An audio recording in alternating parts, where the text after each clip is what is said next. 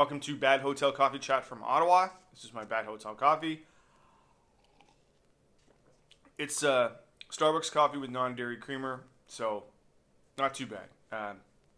Hotel coffee can be divided into those that provide powdered creamer and those that provide non-dairy creamer. Non-dairy creamer being far superior. However, non-dairy creamer, if you look at the ingredients list, it's unfortunate, shall we say.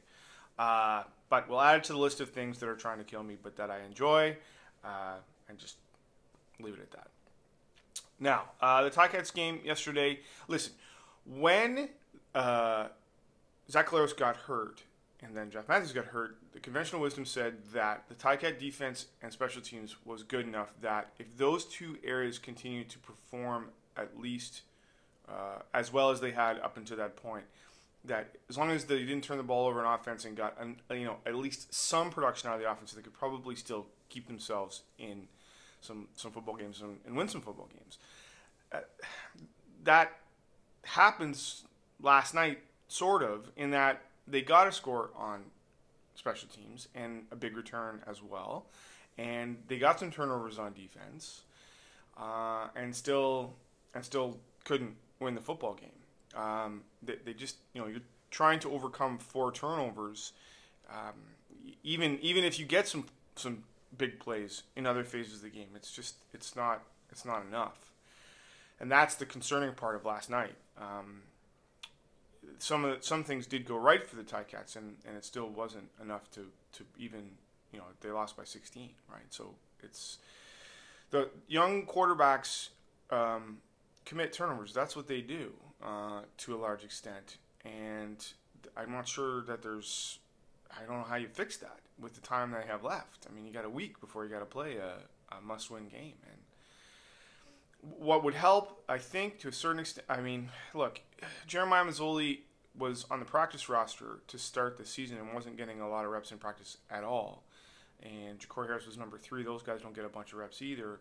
And then last week they split reps in practice. I mean, it was to the point where on the last day of practice, Masoli got enough reps that I thought he was going to start, and they started Harris. But that's how they really did split reps, and I do wonder. I understand that they feel that they need or could need both guys, and that's why they both need reps. But I also wonder, watching Masoli and some of the fumbles that he had, some of the plays he had, some of the miscommunication they had in the backfield, that if the only way for you to get the continuity and smoothness out of your offense is to practice is the best alternative, and it's the only one you've got. So, does it make more sense to give one guy the reps and say, okay, well, this is our starter, we need to give him as many reps as possible, because he needs to be able to run the offense with efficiency.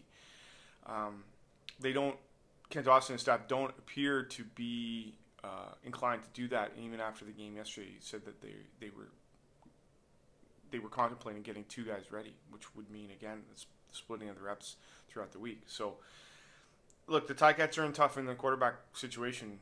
Of the 6 teams that have made the playoffs, the Ticats have the most tenuous quarterbacking situation of all 6 teams. So that's not a good situation going into the playoffs. There's just no way around that. Now, we should also probably talk about the bad call again.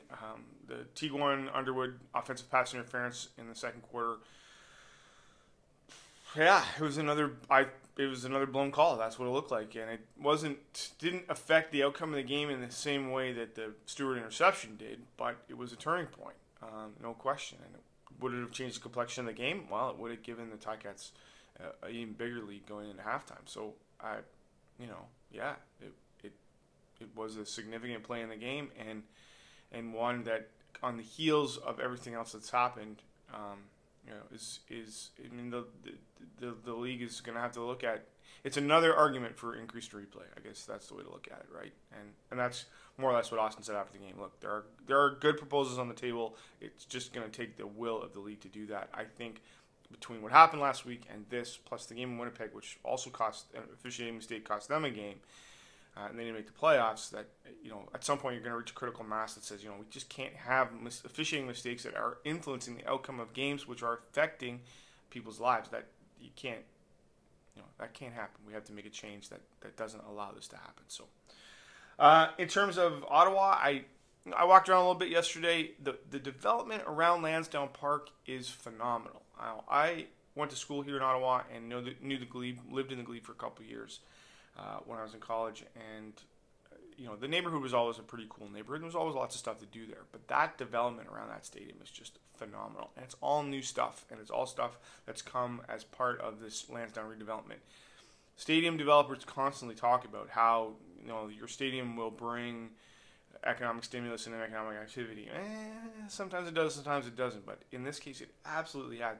What they've got going on around there is amazing, and after the game, tons of fans still around, still going to the bars, still going to the restaurants around the stadium. Just really well done, and I think the model moving forward on how to do it in the future. It's a really cool thing, and it's given all the struggles this franchise has had, and I was here for part of that way back in the day.